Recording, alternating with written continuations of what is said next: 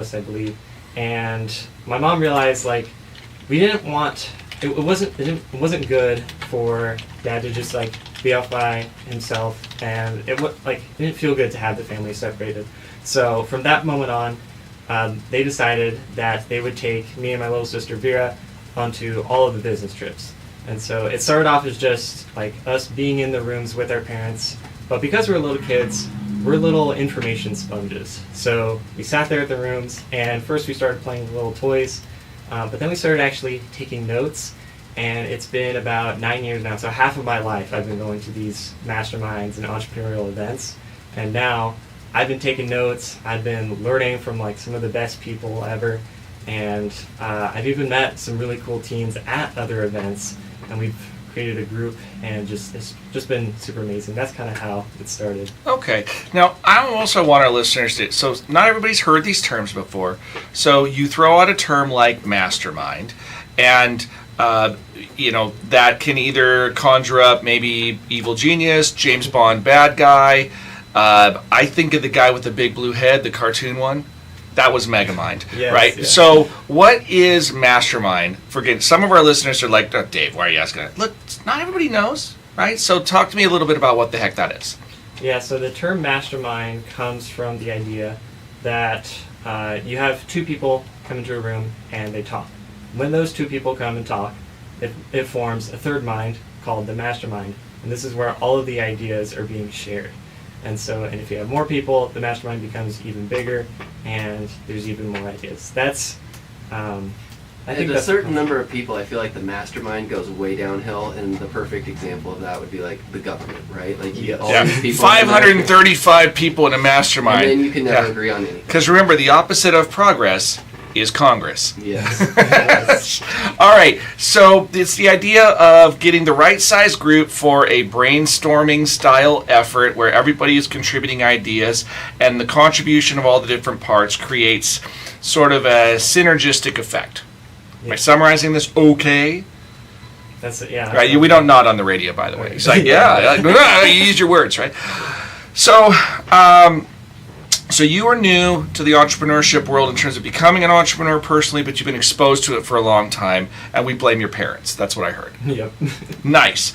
Now, I want to contrast this for all of you guys, because not everybody starts with entrepreneurial parents per se, or different pathways. Matt, this was really interesting. So I met Matt long before we started working together. So we've known each other, or at least of each other, for probably almost decades, if we're real about it. So you also have been an entrepreneur, and well, I say have, you are an entrepreneur to this day. How did you find yourself settling into that pathway? What drew you to it? Man, I mean, I always liked the idea of being able to grow something and kind of play by your own rules, right? And I like the upside of being able to set a price and go achieve, the outcome of setting your own price and making that money.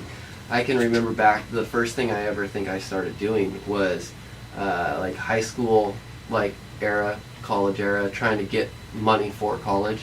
I started a landscaping business, and all I had was a little pickup truck, and I borrowed my dad's lawnmower and a few other tools, and I just went door to door, and I'd knock on everyone's door in the Hillcrest area, and I'd say, hey, how about $20 and I start cleaning up your place? And they'd be like, $20? Yeah, go for it. And so I'd work for 30 minutes and come back and be like, hey, look at all this progress. Do you want me to keep going? It's only, $40 for me to do this, that, and the other. Well, yeah, you're doing a great job so far. And by the time, a couple months had passed, I had a huge client book and pushed, a lot of accounts in and made a lot of money and paid for a lot of college. And so there's been a lot of things that I've started, a lot of things that I've been interested in, but I love that entrepreneurial spirit where it's like, go start something and see where it takes you. Don't be afraid to kind of take a leap of faith and see what you like and see what you don't like. Okay, fun. So yours was, it sounds like a lot of what motivated you, though, was actually, it was financial motivation initially. 100%, yeah. And some of it was interest, right? Like, I started a furniture building company there for a year or two, and it came out of, necessity, because when I first got married, we had no money and no furniture. And I'm looking around like, well, I can't afford to go buy it, but I can build it pretty cheap. And so people looked at my stuff and they're like, hey, that's pretty cool. So I started building other people furniture and made some side money that way. And so did that. Built fishing lures, started a fishing lure company, still kind of dabbling. I said that one still exists, as I understand. That one still exists. Cedar boxes, built a lot of those, a lot of cedar boxes over the years. Well, why do you need to put cedar in boxes? Oh, yeah, that's a dad joke. Never mind, don't answer that. But yeah, there's a lot of things that I've kind of, dabbled in. But it's fun because it's a way to make some extra money, and we've talked about it on the show before, right? Like, one of the best ways to, kind of go about things, especially when you're young, is have some side hustles and diversify yourself out a little bit. And those side hustles tend to make a big difference if you do them over a long period of time. I like you kind of, there's this journey for most entrepreneurs, right? Mm-hmm. And I'm going to be curious, Malcolm, how this has sort of matched your experience and what you've done. But it's this sort of, first of all, there's some motivation that a person has, whether it's driven by a need or a desire, right? Like, hey, you needed money, right? So you wanted to figure something out. Some people, it's just, I really want to do this thing, right? I have this itch, I need to scratch it. But whatever it is, it starts with that, and then there's the identification of the problem, and then how am I going to solve that problem, and then am I going to turn that into a way to generate revenue, right? And there's so many things that are businesses. You did landscaping, you've done, let's call it fabrication, right? Yeah. I mean, like different things that you've built. And so one of them was a service, one of them was a product. Right. Right? And it's interesting that you dabbled in both of those, right? Yeah. Now, we're not even touching on the concepts of time leverage or scaling or business models or anything else. It's just basically like, how are we going to solve for this need, right? Yeah. So here's the fun thing on this one. All right, I'm already looking at the clock, and I realize we get talking about entrepreneur stuff. I love this stuff. I want to share more, but let's do this. When we come back, Malcolm, I'm going to put you on the spot. When we come back, I'm going to talk about how have you identified in the entrepreneurial space things that you would like to solve, and like what's gotten you interested in this entrepreneur thing, besides just the answer is not, well, my parents did it, so I have to. I want to know what you're passionate about, but we got to take a break first, so stick around. We will come right back, and when we do, Malcolm's on the spot. Until then, I'm Dave Littlejohn, Matt Dixon, and Malcolm Keith, and you're listening to True Wealth on News Radio 92.9 FM and 1240 KQEN. All right, good job. So, it's hot. Yep. I forgot to give you the rules of how we do it, but Yeah. you winged it super well. So when I pointed at you and you just dropped your name in there, you nailed it. Like, spot on, bro. We have 3 breaks, right? That was the first one. Okay. I did just set you up so when we come back, you will be prepared for the question, Yep. which would be great. And as you can see, we're just kind of exploring the concept of how we get through this, and you get to build now a little bit of your story about why you're an entrepreneur and what you're trying to do. Okay. All right. And Matt, cooling down. now you're a cool printer. Already started to sweat. Here's a trick question for you. That's not a trick question. Like, Matt knows the answer, but I'm curious if you've ever heard of this before. Have you ever heard of an intrapreneur? Yeah. Okay. What do you think it is? It's someone who's like inside of a company that kind of becomes sort of a visionary within the business. Yeah. Just somebody that, even though they have a job somewhere else, they treat it, they're entrepreneurial within the job. Yeah. In an organization. Yeah. Here's the key, and I think this is worth saying on air for everybody else too, is my impression is that we are all entrepreneurs whether we realize it or not. Like, everybody's an entrepreneur. It's just a matter of, well, what, are you designing something yourself, or because we're all selling ourselves every day. Like, when you show up to work for somebody else, what are you doing? You're selling your ability to fulfill those services to them. Maybe they gave you the description and you said, yeah, I can meet that description, I'll go do it that way. But you were selling your ability to produce for that organization versus, doing it for yourself. And make no mistake about it, we are selling.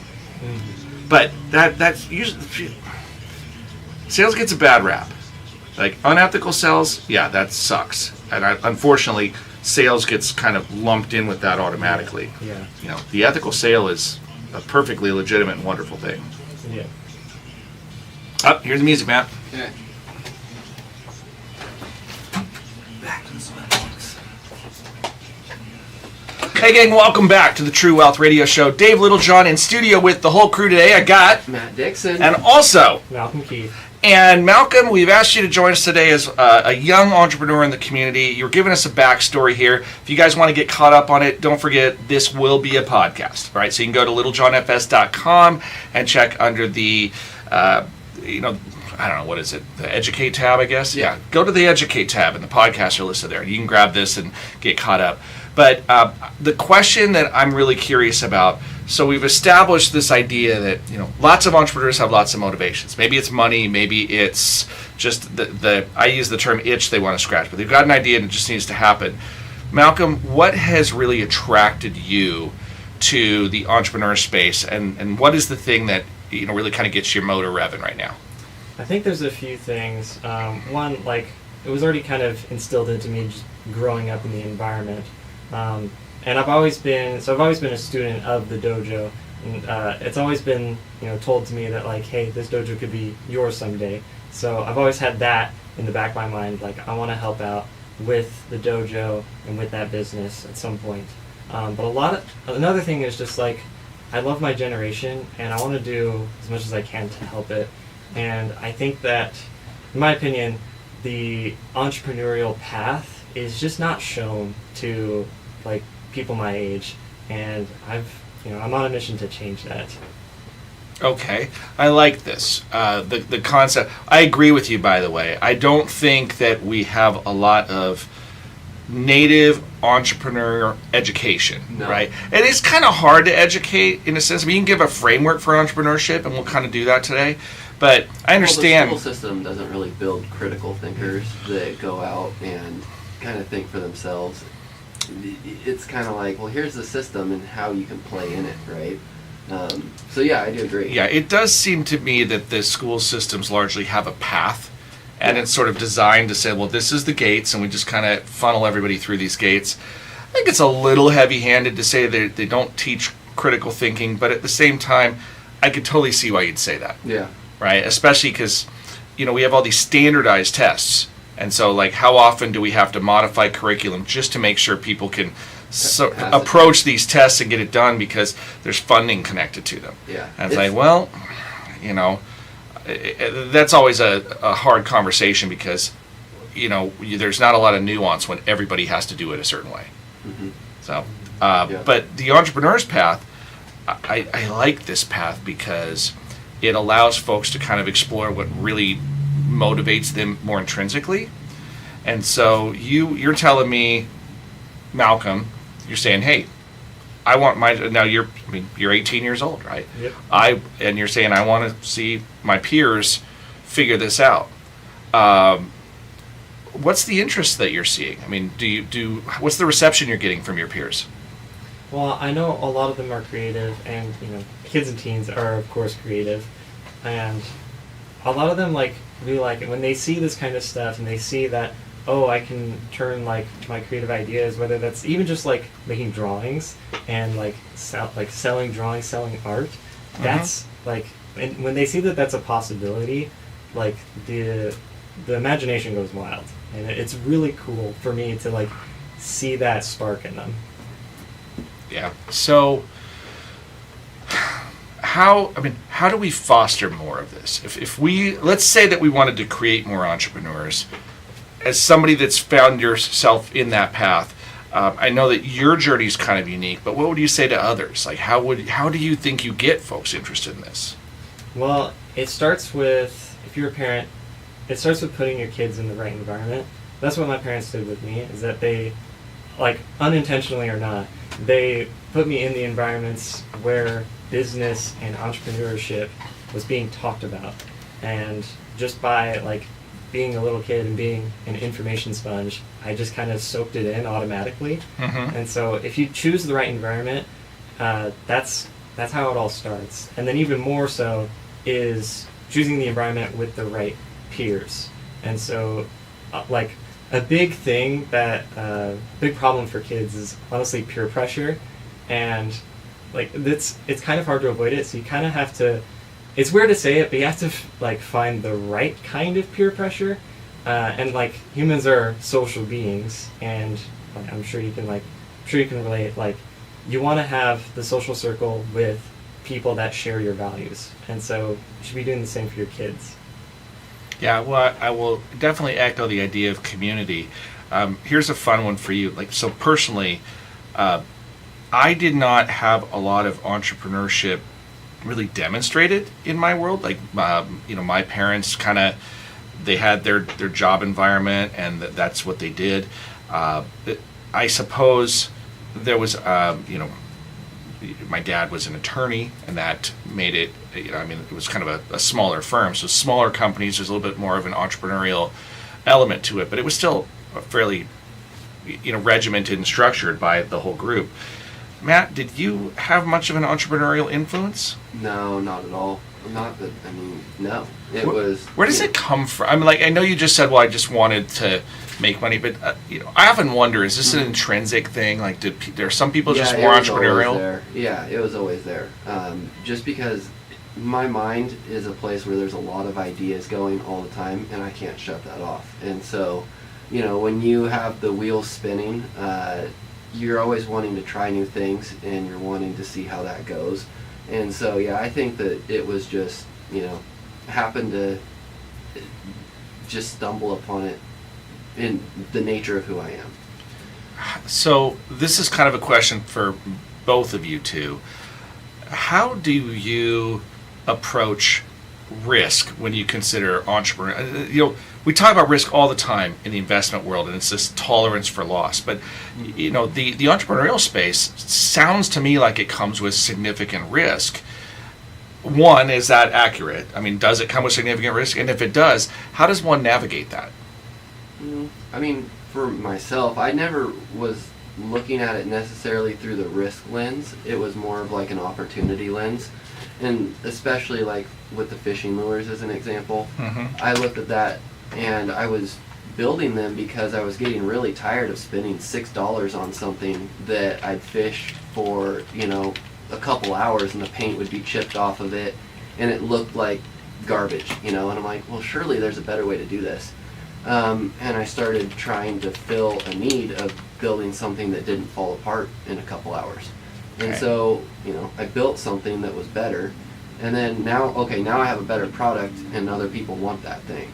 So it wasn't necessarily like a big risk, it was just filling a little bit of a gap where someone's willing to spend more money to buy a premium product.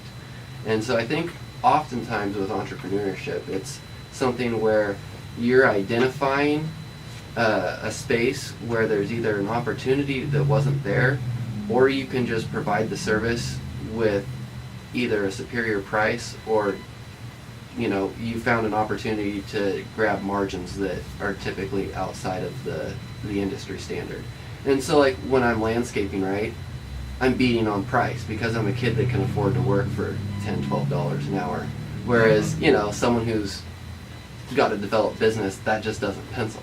And so I think it was less about risk and just more about opportunity. Yeah, and I suppose there was very limited downside anyway for the start, right? It's like, I kind of have infinite upside and no downside if my time at this point, I'm not doing anything with it, so the time is either zero or something. Right. Okay, so that math was pretty easy for that type of business. Right. Malcolm, how do you look at risk when you look at the entrepreneur equation?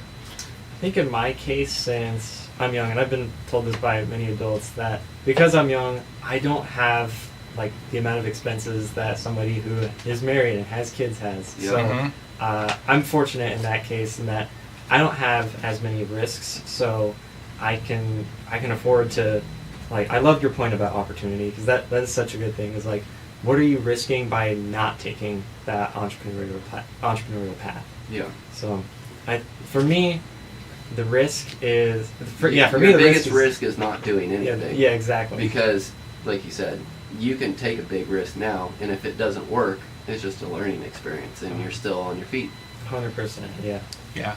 I think it's really, I just pulled up a quick list of things. But the risk is different for you, right? Like, you've got a house and kids, right? And like there's all these things where if your thing fails, well, now a lot of other people are affected by it. And so it hits different based on the cycle of life that you're in, I think. I think that's fair. I also, you have to consider the types of risks that one takes change depending on, again, the opportunity set, right? For me, as a business owner right now, I don't really need to, it's starting another business.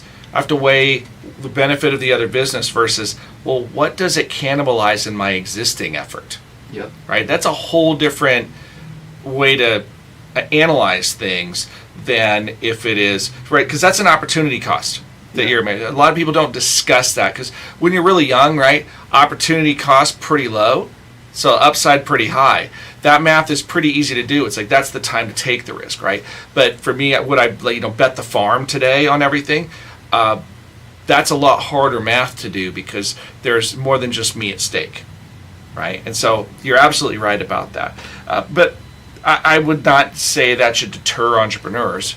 No. One of my favorite entrepreneur stories is none other than Colonel Sanders. Really? Yeah. So are you talking about KFC? I am. KFC, All right. that was the story of a man that failed a lot. He did not start Kentucky Fried Chicken till he was in his 70s. Wow. And then it blew up to be what is now a nationally recognized chain, internationally recognized chain for that matter. Mm-hmm. And so it's never too late for a great idea to flourish. That's the thing that to me is really fantastic. But the challenge that an entrepreneur has is to see things without through real eyes and not through the dreamer's eyes. 'Cause man, one thing about an entrepreneur is you kind of have to be an optimist in order to be bold enough to do it, Yeah. but you need to have it tempered with being a realist at the same time. That is a hard one, right? So how do you curate that? We want to talk about that a little bit more. Malcolm, that's a question for you because I know you are. We're gonna talk about this. I know you're trying to sort of create a mastermind environment. You've got sort of a gateway for some of your peers that we want to talk about. How do we curate the mindset? And how do you match up the optimism to the realism and weigh in the risks and how much money is it going to take, how much time, all of those things, right? But look at the clock. Can you believe it? We already got to take another break. So we're going to do that. And when we come back, you're back on the hot seat. Malcolm's in the middle when we come back. I've been waiting to say that the whole show. But, yeah. Stick around. I'm Dave Littlejohn. And Matt Dixon. And Malcolm Keith. And you got True Wealth on News Radio 93.9 FM at 1240 KQEN. You just had that one in your pocket. I can't believe that came out. That was so unexpected. Oh boy. Oh man. Okay, so. So this is going to be your chance to talk about the event a little bit. Okay. And so we're not really probably, I know you've got this mastermind, you can kind of mention that for those that really want to go deeper into the weeds, you're trying to put together a mastermind, but for those that are just wanting to get more, this is a really good chance to get exposure. Mm-hmm. Right? So that's the angle I would take on this as well. Here's what I envision. I want to do this thing, and I have. Here it is. Mm-hmm. Okay. Matt, what great questions have we missed so far? I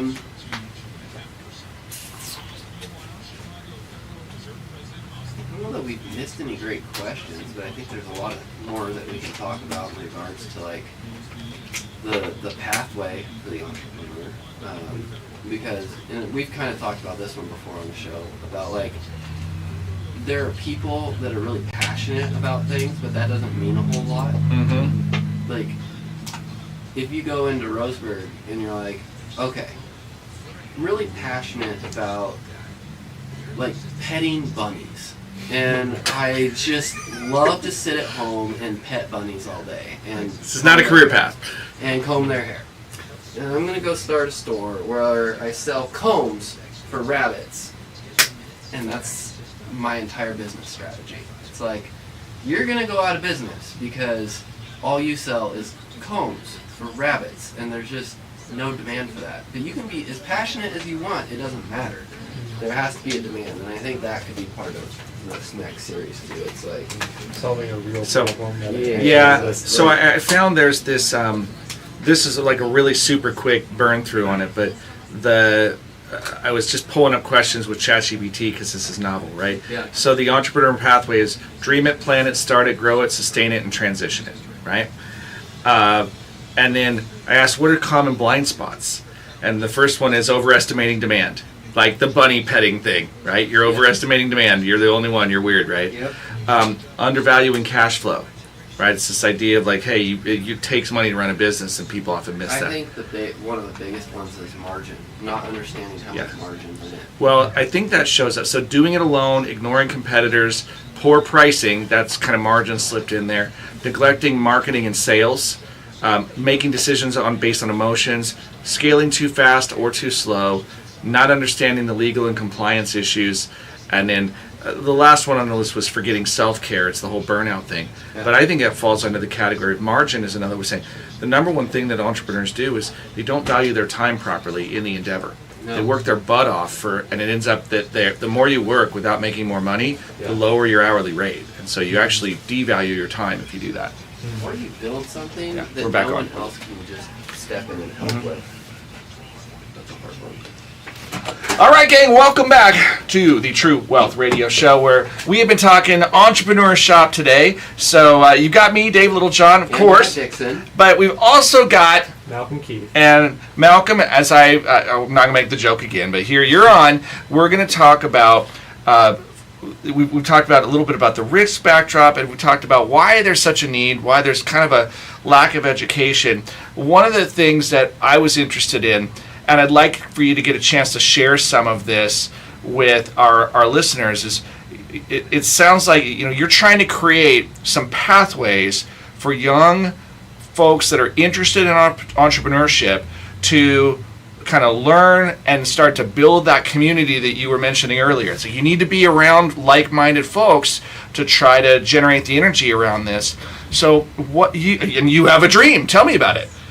So yeah, my dream is to have a community of other teens that do the same stuff, do the entrepreneurship path, and think the same way that I do. That's the idea. Yeah. Now, P.S. When you say this is a dog whistle, right? I just want to point this out. When you say I want them to think the same way I do, not like a cult. I think what you're saying is Maybe. I want them to be encouraged in the path of entrepreneurship, right? So I think that's what you mean, because we've talked enough that I'm pretty confident.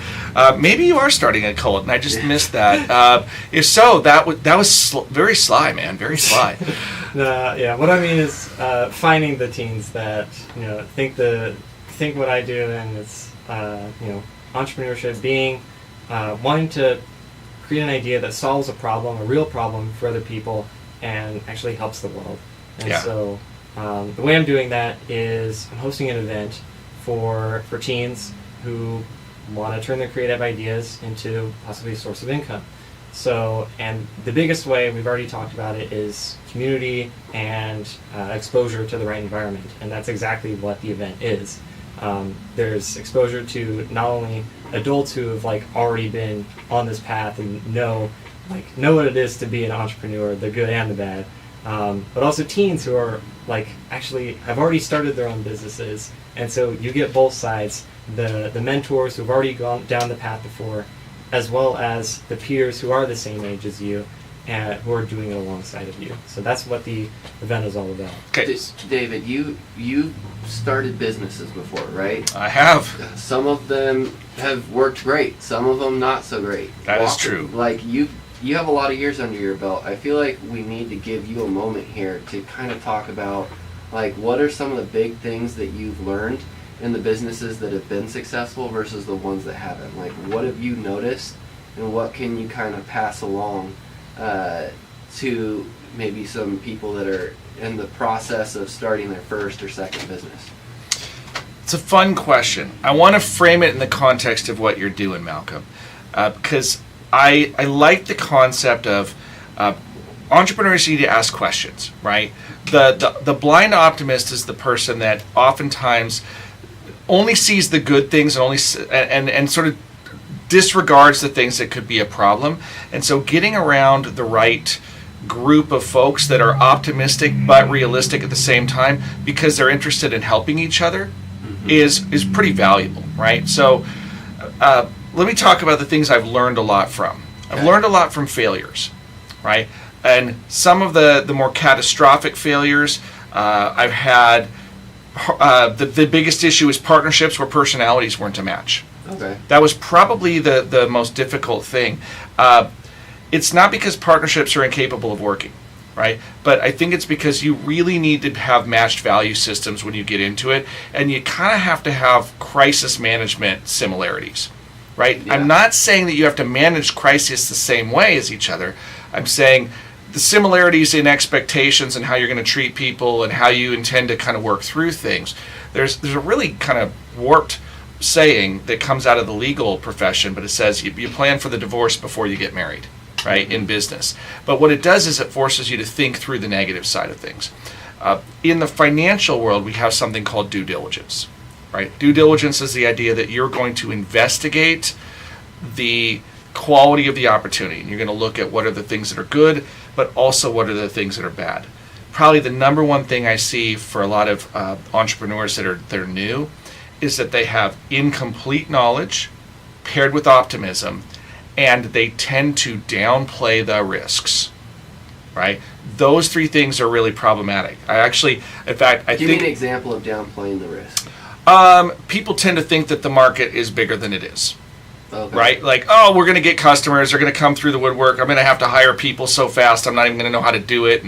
And so they kind of have already scaled way past startup phase in their mind. Uh-huh. And so they can spend in a more frivolous or risky way early on. They're spending money in anticipation of cash flow rather than to scale up after they've achieved cash flow. Right. And so that's a tricky game. Right, we hear these stories of internet.com, whatever startup that a bunch of investors just threw piles of money at, and then it turned into a big company, right? So would you say that's one of maybe the three biggest ways that you see the newer? Oh my gosh, business? how many people think they have a unicorn and what they have is a decent idea and a boatload of work, and they don't see the work? And not enough cash to actually get it off the ground. Yeah, and so I have this old expression. I shared this with you the other day, Malcolm. I said, if you've got a business plan, then the first thing you do is double the expenses and cut the revenue in half. And if there's still enough margin to survive, you just might make it. Mm-hmm. Right? But so many people, they price to perfection, Yep. and then everything has to go right in order for that to happen. They don't build contingencies into their strategy. They don't really model it out. They just say, I got this idea and I'm going to go do it. Yeah. Now, mowing lawns is fine, right? Doing yard work, but when you're getting started, if you go do that, well, are you prepared for when there's no lawns to mow in the wintertime? Right. And the crazy thing is a lot of people, they are not, right? Yeah. They are just trying to figure out how to get to the next lawn because they're just handling today's problems. Yeah. And they don't look out on the horizon. So What about on the flip side of this? Because we talked about, the person that's starting out, but where do you see these businesses failing that have actually been around for a long time, maybe, like the experienced kind of more veteran, and then they lose it, and they kind of get blindsided. Like, what are some of the things that take down the person that's been in it for a while and they've been a successful entrepreneur? Like, how do those people slip and fall?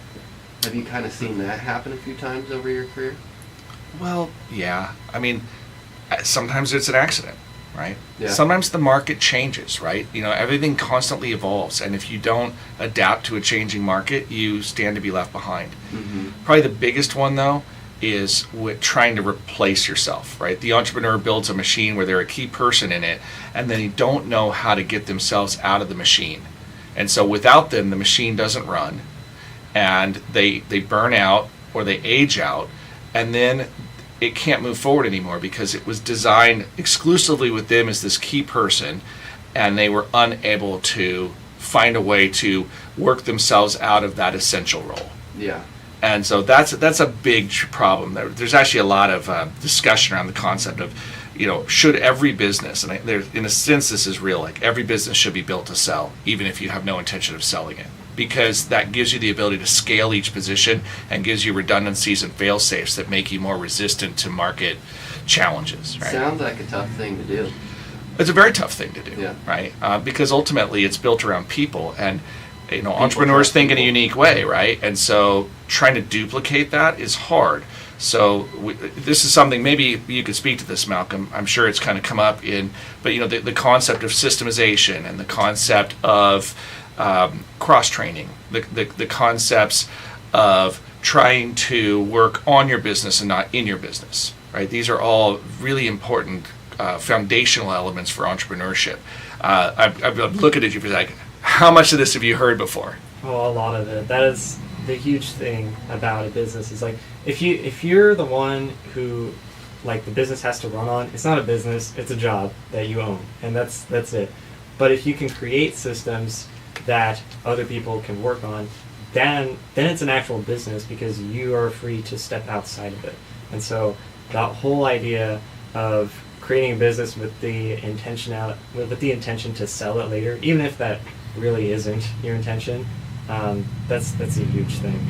So Yeah. let's keep in mind. It's like it creates an organic blueprint for you in a sense. If you build this thing with the idea that like, what if I wasn't running it? What if I couldn't run it? But I could stand behind glass and I could watch it run. And so what I had to do is, if I knew I had to build a business where, here's a silly thought, but I had to make it so clear that I could turn it over to a bunch of robots and they could run it really, really well, right?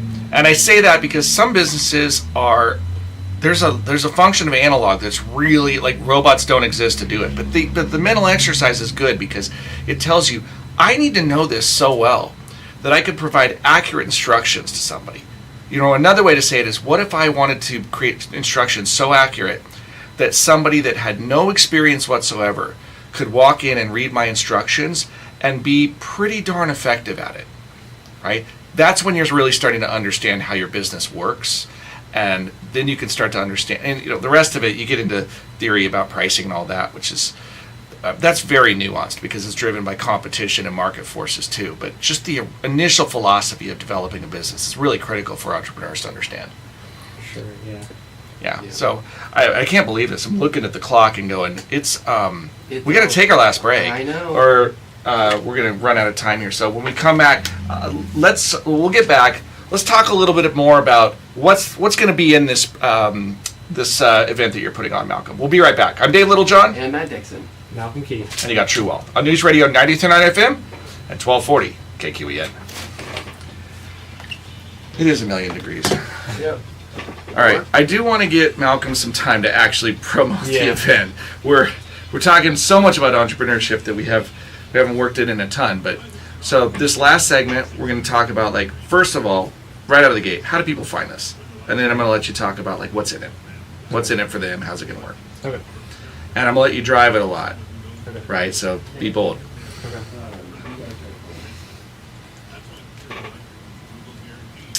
Is it everything you feared it would be, too? Sitting around microphones wondering, like, what script? I've been doing Facebook Lives every day for an entire year. I'm at like day 200 and something. So Facebook Lives for 200 days. Yeah. How many people show up? a couple here and there. For some of the specific ones that I like really put a little bit of effort into, like doing the intro correctly or titling the Facebook post instead of just day 212 or whatever.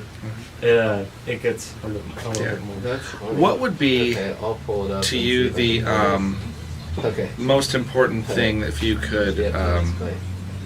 like really communicate today, like with the time left? What are the things that you really want to make sure you get out there?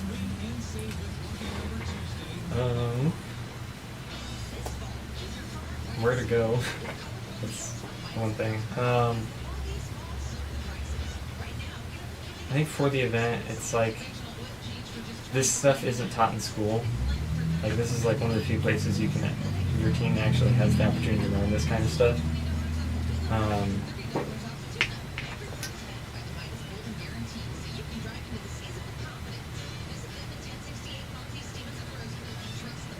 That's a big part of it. Okay. How can we best help you right now to pull this together? Not sure. All right. Well, then we'll keep kind of feeding you bits and pieces of it, but we're going to do this. Here we go. Welcome back to the True Wealth Show, where on this, the home stretch of today's show, all about entrepreneurs, I am going to now put you completely on the hot seat, Malcolm. So you've got this upcoming event. First of all, all right, this is like cheap advertising for you. What is, like, if somebody wants to know about the event, where do they go? teenmastermindlive.com. Okay, teenmastermindlive.com. Is that what I heard you say? Yep. Okay, great. And so when is this thing? What is this thing? Yeah, so Teen Mastermind Live, it is an event, a 3-day event for teens who have a creative idea and want to turn it into a source of income. And so at this event, we're talking about entrepreneurship, we're talking about business owning a business. And during this event, we'll have speakers who are not only just going to, share like their experience and the path that they've gone before, but also they'll be workshopping with the teens. And so oftentimes you'll go to events and other stuff like that, and people will just like talk at you. But none of that information is actually useful until you actually do something with it. And the best time to do it is right when you learn it. So that's the theme of the event, is learning about entrepreneurship, whether that's marketing and sales or funding, stuff like that. The speakers will be talking, and then we'll be doing workshops. We have adult speakers who have gone on the path before, and also teen speakers who are going along the journey with all the other attendees. It's 3 days. The first day is all about ideation, coming with your idea. Yeah, I want to ask you something about that, because you just kind of presented it as, well, if you have an idea, then it's for creative people with ideas. And I go, well, that's it's diplomatically ambiguous, right? To me, it sounds like, hey, if you're a young person, a teen that is interested in going into business for yourself, or if you have an idea and you're wondering if that idea could be a business, this might be a spot to just kind of be around people that have done this before in an environment where you can ask questions, and there's some actual practical application where it's like, hey, share your idea with us, and then let's talk through how this idea could become real.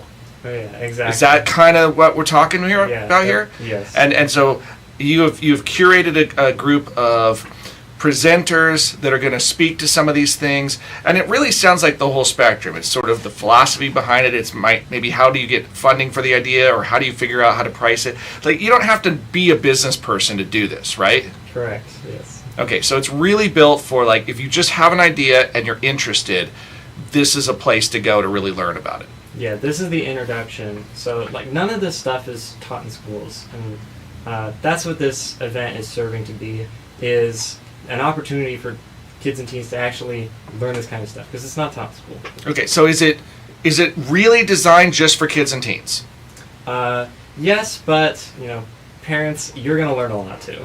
Okay, so parents are kind of included in this. Oh yeah, they'll be included for sure. All right, so this, by the way, it's kind of a package deal a lot of the time if your kid still lives at home. So then if I were to just say, who's the person that you're talking to right now? If you said, well, if I could get a whole room of people like this, that'd be cool. Who is that person?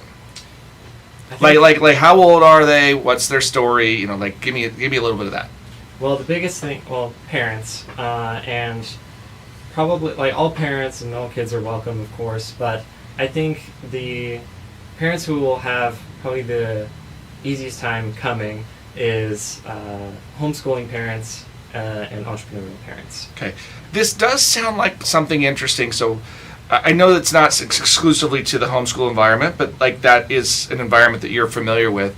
So is that like a group where you're saying, hey, if you're interested in having your kid get exposure to this, maybe they're not even going to be an entrepreneur someday, but they should learn about it anyway.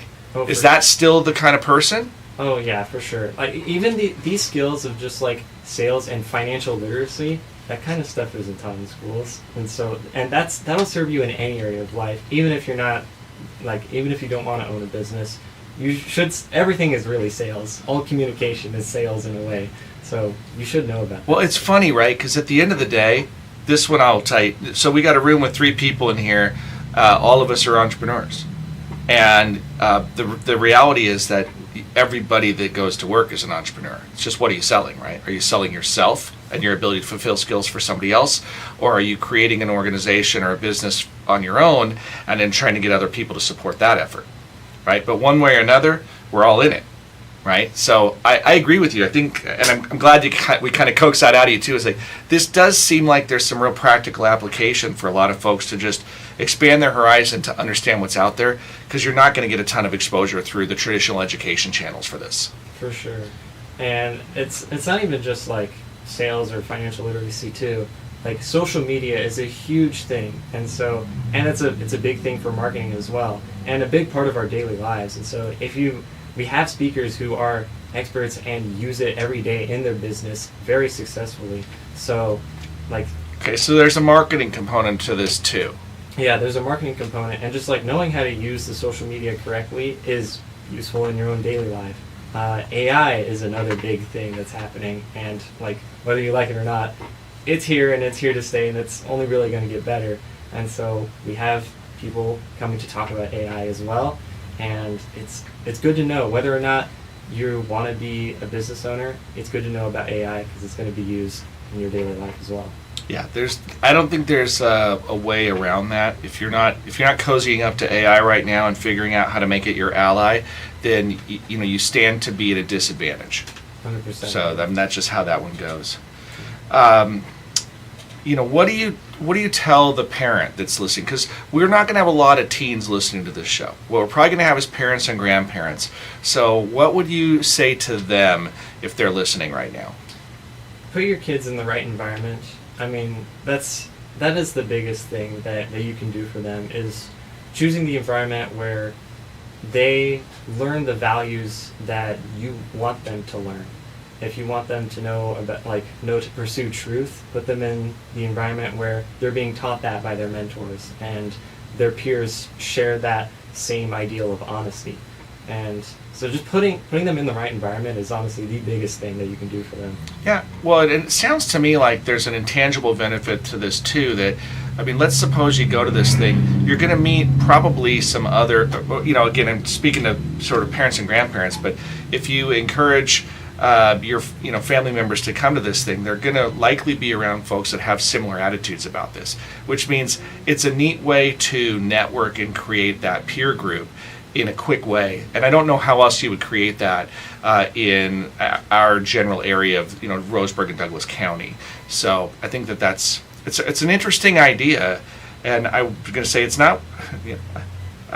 I like entrepreneurship, so I kind of go like, well, it's not a crazy thing at all.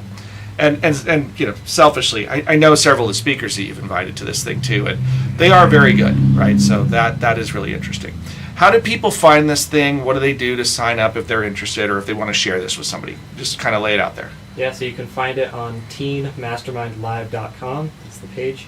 It'll be October 9th through the 11th. So it's a 3-day event, 9th, 10th, and 11th. And all the information you can find is honestly just on that page. Yeah, and it's going to be held it's at UCC, so in the SOE or the Lang Center. So that's the cool building up on the hill. Really cool views, by the way. So, amazing. I mean, it's really a great venue to just be in, period. So that's fantastic. Well, look, I'm excited for this. I'll be very interested to hear how it turns out, Malcolm. As I look at the clock here, we have just got a few seconds left in the show. What I would tell everybody out there listening is, go check it out. It's one more time, the website? teenmastermindlive.com. All right. And of course, if you've got financial questions, today we talked about entrepreneurship, but if you're a business owner or if you're somebody that's still trying to figure out your own entrepreneurial path and you need help, Matt, how do they find us? Yeah, why don't you give us a call or shoot us a text at 541-375-0898, or you can just go to the website at littlejohnfs.com, and we're able to be emailed, so, well, there it's gone.